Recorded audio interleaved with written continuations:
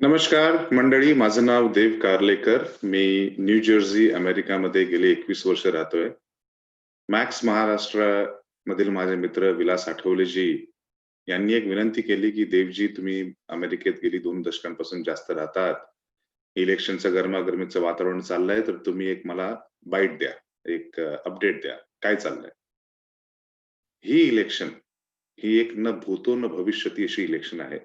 It's not a normal election की जिकडे तुम्ही वोटिंग बूथमध्ये जाता, बटन दाबता, वोट देता, घरी येता. ह्या इलेक्शन म्हणजे जे आधीच्या काळी व्हायचं तसं, पेपर बॅलेट. तुमच्या घरी मतदान पत्रिका आली. या देशाची लोकसंख्या आहे 33-34 करोड धरून चला आणि जवळ-जवळ 15 करोडच्या आसपास लोक मतदान करतात. तर 15 करोड लोकांच्या घरी मतदान पत्रिका आली. आता धांदली म्हणजे काय? तर ही एक्सक्लुसिव्ह अपडेट किंवा एक एक्सक्लुसिव्ह म्हणून मी मॅक्स महाराष्ट्राला देतोय. तर आमच्या घरी 2 मतदार पाहायला गेलं तर मी देव कार्लेकर आणि माझी बायको आरती दीक्षित कार्लेकर. तर आमच्या घरी 2 मतदार पत्रिका यायला पाहिजे. एक माझ्या नावाने आणि एक माझ्या बायकोच्या नावाने. We both are US citizen of Indian origin. पण आमच्या घरी 3 मतदार पत्रिका आली. एक माझ्या नावाने, एक माझ्या बायकोच्या नावाने, which is right, which is legal. आणि हा एक एक्सक्लुसिव्ह तुम्हाला सांगतोय, ही तिसरी मतदार पत्रिका. तुम्ही पाहाल ऑफिशियल बॅलेट एनक्लोज्ड. तुम्ही जर अजून जवळून पाहाल तर हे नाव माझं पण नाव नाहीये आणि माझ्या बायकोचं पण नाव नाहीये. हे नाव आहे सोफिया वॉंग. एक चायनीज नाव आहे. आणि आता मी हे उघडतो आणि आय होप विलास आठवलेजी, मॅक्स महाराष्ट्राचे जे व्ह्युअर्स आहेत त्यांना दाखवतील आणि जगाला दाखवतील की वोटर फ्रॉड हा फक्त भारतापूर्व सीमित नाहीये, तर जगातली सर्वात मोठी महाशक्ती जी आपण अमेरिका म्हणतो तिकडे पण होऊ शकते. हे आता मी उघडलंय. हे तुम्ही पहा पुन्हा एकदा. सोफिया वॉंग, खाली माझा ऍड्रेस 7 जुली कोर्ट, सॉमरसेट. हे मला कव्हर म्हणतो आपण, बॅलेटचं कव्हर. ह्याच्यामध्ये माझं बॅलेट जाणार. हे माझं बॅलेट आहे. ही पुढची बाजू ऑफिशियल मेल इन बॅलेट. तुम्ही पाहाल इकडे तर तुम्हाला ह्या बाजूला तुम्ही पाहाल, जरा कॅमेरा जवळ घेतलं तर ट्रम्प आणि हे रिपब्लिकन पार्टीचे कॅन्डिडेट. हे व्हाईट हाऊस साठी, प्रेसिडेंट इलेक्शन साठी, काँग्रेस साठी, सेनेट साठी. आणि दुसरी जी लाईन आहे इकडे डेमोक्रेटिक पार्टीचे लीडर्स म्हणजे बायडन, कोरी बुकर आणि इत्यादी इत्यादी. जर तुम्ही ट्रम्प पार्टीचे किंवा रिपब्लिकन पार्टीचे जर तुम्ही मेंबर्स आहात तर तुम्ही ह्या कॉलमला वोट कराल. जर तुम्ही डेमोक्रेटिक पार्टीचे लीडर फॉलोअर आहात तर तुम्ही ह्या कॉलमला वोट कराल. आणि त्यानंतर जो मागचा कॉलम आहे तिकडे म्हणजे लोकल इश्यूज, म्हणजे रिक्रिएशनल मारुआना किंवा बाकीच्या गोष्टी, बोर्ड ऑफ एज्युकेशन, शाळेतले शिक्षण असते तिकडे एक कार्यकारिणीमध्ये लोकांना इलेक्ट करा, तर ते पण तुम्ही भरू शकता. पण ही पुढील बाजू ही महत्वाची. आता प्रॉब्लेम असा आहे, हा कागद भरून मी त्या कागदाचा एनवलप यामध्ये घालून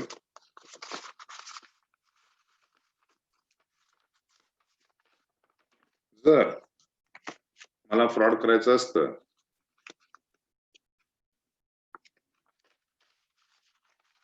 तर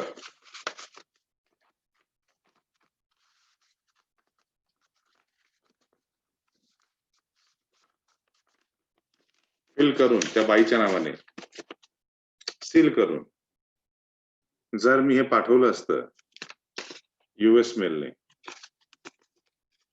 तर ही बाई आणि या बाईच्या नावाने वोट दिलं गेलं असतं.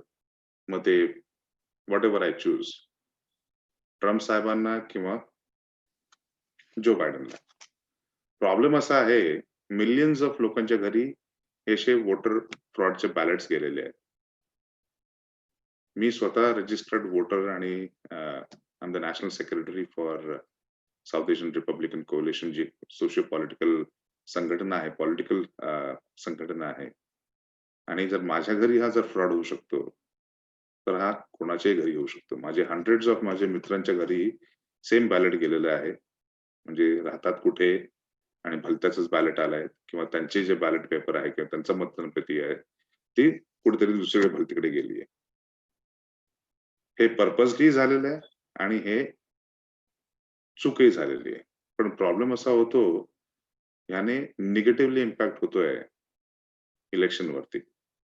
आणि ह्या ज्या आउटसाइड फोर्सेस आहेत, म्हणजे तुम्ही बघा हे जिहादी फोर्सेस ज्यांना ट्रम्प साहेब नको आहेत का?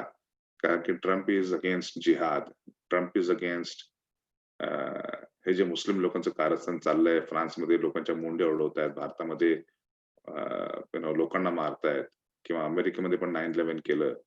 त्यांच्या विरुद्ध ट्रम्प साहेबांनी मोहीम उघडली की बाबा तुम्ही जर चुकीचं करता आहात, तर तुम्हाला या देशामध्ये स्थान नाही. चायना, पिंग शी साहेब यांच्या विरुद्ध तर भरपूर मोठी मोहीम उघडली आहे. चायनाचा म्हणजे पाठीचा कणाच त्या ट्रम्प साहेबांनी ऑलमोस्ट मोडीत काढलाय. चायनाने जो कोविड-19 नाही, याला चायनीज व्हायरस म्हणतात. जो चायनीज व्हायरस जगभरात पसरवला आणि जगभरातल्या देशांना माणूसहानी ठीक आहे, त्याच्याबरोबर त्यांची वित्तीय व्यवस्था ही ऑलमोस्ट कोलमडीत काढली. म्हणजे देशाचा कणाच तोडलाय चायनाने. आणि कोणाचीही एवढी हिंमत नाही चायनाला उलट जबाब द्यायची for doing this evil things. फक्त डोनाल्ड ट्रम्प साहेब म्हणाले की इट्स अ चायनीज व्हायरस आणि चायनाला धडा शिकवला पाहिजे. आज भारताच्या बाजूला जर कोण उभा असेल, तर तो डोनाल्ड ट्रम्प साहेब. तर दोनच ऑप्शन्स आहेत. एक डोनाल्ड ट्रम्प, जो एक स्ट्रॉंग आणि स्टाउंच पॅट्रियोटिक लीडर आहे. जसे मोदी साहेब भारतातले स्ट्रॉंग लीडर आहेत, भारत माता की जय म्हणतात आणि भारताच्या प्रगतीसाठी कार्य करतात. तसंच ट्रम्प जो आहे, एक स्ट्रॉंग लीडर आहे, अमेरिकन सिटिझन आहे आणि अमेरिकेच्या प्रगतीसाठी तो दिवस-रात्र मदत करत असतो. याच्या अगदी उलट म्हणजे जो बायडेन सारखा बोळचट माणूस, जो 48 वर्ष काय करत होता हे त्यालाच माहिती नाही आणि आम्हाला पण माहिती नाही. मी गेले इकडे 21 वर्ष आहे. गळचेपीचं धोरण भारताला 1992 साली जे क्रायोजेनिक इंजिन टेक्नॉलॉजीचं ट्रान्सफर मिळणार होतं, ते नाही द्यायला जी लोकांनी साइन केली होती आणि सँक्शन्स लावले होते भारताविरुद्ध अर्ली 92 साली आणि 99 साली, त्यात हा जो बायडन हलकट माणूस शामिल होता. Joe Biden, Kamala Harris, Ilhan Omar हे डेमोक्रॅटिक पार्टीचे लीडर्स आहेत. यांनी काय केलं आहे? त्यांना भारतामध्ये प्रॉब्लेम आहे. भारताने जे आर्टिकल 370 आणि 35A ॲब्रोगेट केलं, तर यांना प्रॉब्लेम आहे. जो कायदा राज्यसभेत आणि लोकसभेत प्रस्थापित झाला, पारित झाला आणि इट्स अ लॉ. आणि बायडन काय किंवा कमला हॅरिस काय किंवा इल्हान ओमर काय किंवा कुठल्याही डेमोक्रॅटिक पार्टीचा जो नेता आहे अमेरिकेतला, त्याला भारतामध्ये ढवळाढवळ करायची जराही गरज नाही, आवश्यकता नाही. कारण की तो भारत हा एक प्रजासत्ताक देश आहे आणि त्याचं स्वतःचं कॉन्स्टिट्यूशन्स आहेत आणि ते स्वतःचा निर्णय स्वतः घेऊ शकतात. त्यांना प्रॉब्लेम आहे सी साठी. 6 ज्या सिटीज आहेत, Seattle, San Francisco, Saint Paul आणि बाकीच्या अल्बनी, न्यूयॉर्क, जिकडे हे नगरपालिकेमध्ये प्रस्ताव घेऊन आले सीएच्या विरुद्ध आणि ती पाहाल ती नगरपालिका कोणाची होती, ते डेमोक्रॅटिक पार्टी रुलिंग आहे तिकडे. हे जे ब्लॅक लाईव्हज मॅटर नावाने जे जे पूर्ण देशभरात जाळपोळ, लुटालूट आणि एकमेकांचा खून करायला जे लोक टपून बसलेले आहेत. म्हणजे ब्लॅक लाईव्हज मॅटर म्हणता, ब्लॅक लाईव्हज मॅटर आणि जाऊन पोलिसांना मारता. तो काळा पोलीस त्याचा पण जीव घेतला तुम्ही. अहो ऑल लाईव्हज मॅटर. प्रत्येकाच्या जीवाची किंमत आहे. प्रत्येकाचे जीवन एक एक एक अनमोल आहे आणि it matters for everyone's life. तर it's not only black lives matter, it is all lives matter. आणि तुम्ही प्रोटेस्ट करा, नाही बोलायला नाही, तो तुमचा एक हक्क आहे. It's a civic right. As a नागरिक तुम्हाला देशाने, कॉन्स्टिट्यूशनने अधिकार दिला आहे पीसफुल प्रोटेस्ट करायचा. पण याचा अर्थ हे नाही तुम्ही व्हायलंट होता आणि मग तुम्ही जाळपोळ करून, लुटालूट करून, खून-बिन करायला तुम्ही जाता. तसं भारतामध्ये शाहीनबाग झालंय. काय झालंय शाहीनबाग दिल्लीमध्ये? ही अचानक तुम्ही दिल्ली जाळली, लोकांना हंड्रेड्स ऑफ पीपल तुम्ही मारून टाकलं within a span of 48 hours जेव्हा ट्रम्प साहेब भारतामध्ये गेले होते व्हिजिट करायला. तर ते एक एक सुनियोजित एक कारस्थान होतं. तसंच एक सुनियोजित कारस्थान आहे. ते पहा जानेवारीमध्ये the economy was at the peak, stock market was at the peak, unemployment was at the lowest. सगळं सुरळीत चाललं होतं. आणि अचानक चायनाने हे डिरेल करायला चायनीज व्हायरस प्लॉट केला आणि मग ब्लॅक लाईव्ह मॅटरची मुवमेंट सुरू केली आणि जाळपोळ करून ह्या देशाची जी एक प्रोग्रेस चालली होती त्याला एक लगाम घातला. तर देवाचरणी हीच प्रार्थना की जे चाललंय चुकीचं त्याला एक लगाम लागू दे. एक द्रष्टा नेता डोनाल्ड ट्रम्प म्हणून ज्याला आपण म्हणतो, जो अमेरिका, अमेरिकन्स, जे भारत मुळातले अमेरिकन्स आहेत ते भारत आणि ग्लोबल पीस तुम्ही बघाल अब्राहम अकॉर्ड त्यांनी महत्वाची भूमिका घेतली बिटवीन इस्रायल, युएई, बहरीन यांच्यामध्ये एक पीस ट्रीटी जी त्यांनी साईन केली त्यावेळी त्यांना नोबेल प्राइज साठी नॉमिनेशन मिळालंय. नॉर्थ कोरिया बरोबर त्यांनी ट्रीटी साईन केली आहे. जपान, भारत, अमेरिका यांचे संबंध अजून स्ट्रॉंग झाले आहेत. ज्याला आपण साऊथ चायना सी म्हणतो किंवा एशियन कॉन्टिनेंट मध्ये तर चायनाला जर कोण तोडीस तोड उत्तर देऊ शकेल तर तो अमेरिका. आणि अमेरिका, भारत आणि Japan they are working hand in hand together.